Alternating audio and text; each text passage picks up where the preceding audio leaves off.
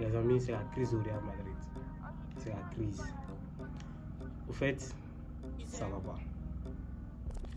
Les joueurs se mettent à douter de l'entraîneur. L'entraîneur, on ne sait pas si il a une gestion catastrophique d'abord des joueurs aussi, mais on ne sait pas s'il subit des pressions tout et tout. Il a demandé des joueurs qu'il n'a pas eu. Et là, les joueurs se mettent à douter de son travail. Les joueurs veulent le boycotter. Ils veulent faire des grèves, tout et tout. Les joueurs ne se donnent pas à 100% sur le terrain. Mais là, c'est grave. Mon Real Madrid, mon équipe, vu qu'il est tant aimé, le plus grand club de l'histoire du football. Franchement, ça me fait mal. Ça me fait très très mal.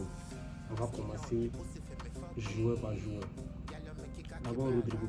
Rodrigo, l'année passée, il a eu un mec à dos. Il a tout fait pour que tu partes. Mais non, tu dis non. Je sais pas, vous êtes parti chez Liverpool, vous avez demandé des sons pas possible. Tu es resté. Tu joues, on dirait un mec qui est en fin de carrière. Mais tu dis tu veux plus jouer à droite, tu veux jouer à gauche. Mais à gauche, il y a Vinicius. Quand que Vinicius à 100%, Vinicius se donne, tu ne peux pas jouer. Tu ne pourras pas jouer. Et tu dis tu veux forcément jouer à gauche. Ok, il n'y a pas de souci. On te demande de partir, tu ne peux pas partir. Tu restes là et tu regardes tout. Tu joues sur le terrain, tu n'as pas envie. On est quelqu'un un joueur qui a fait carrière. Bellingham, le chouchou, le joueur que j'aime tant. Il se met à côté de l'entraîneur avec son papa qui parle de... Ah franchement, surtout Valverde, notre capitaine. Le joueur qui se battait matin, midi et soir pour ce club, qui se donnait à 1000% pour ce club. Aujourd'hui, il se met à côté de l'entraîneur. Il se met à avoir des comportements bizarres. Bon, on ne peut pas parler de Vinicius. Vinicius, on sait déjà que il y a l'histoire de la prolongation et puis il y a la gestion un peu catastrophique des champions, tout et tout. Mais hormis tout ça, moi, je suis un entraîneur à 1000%. Moi, je suis un entraîneur. Quand Luis Enrique est arrivé au PSG, la première année, c'est ce que les gens disaient. C'est la crise. Et tous les jours, tu avais des informations à gauche, à droite, tous les jours, Mais en fin de compte, on a vu. Pour moi, il faut donner du temps à l'entraîneur. Il a demandé des joueurs qu'il n'a pas eu. Il s'attaque. Il n'a même pas encore mis son système en place.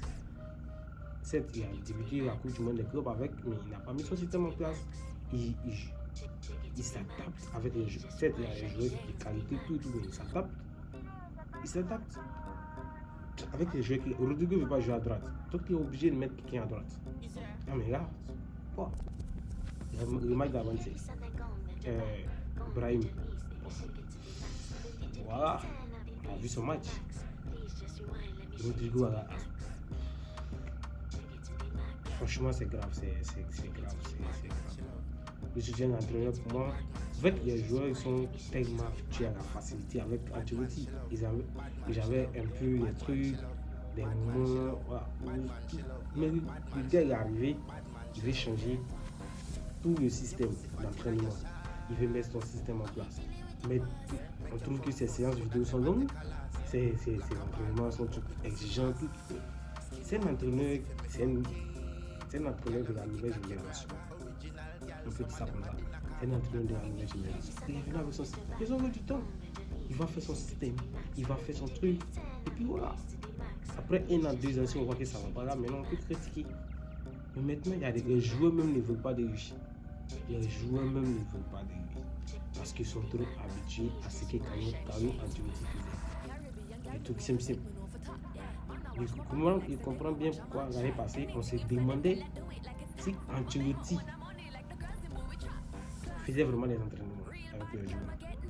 Parce qu'à un moment, on a vu, les joueurs ont fait des entraînements de pressing, de tout. Mais attends.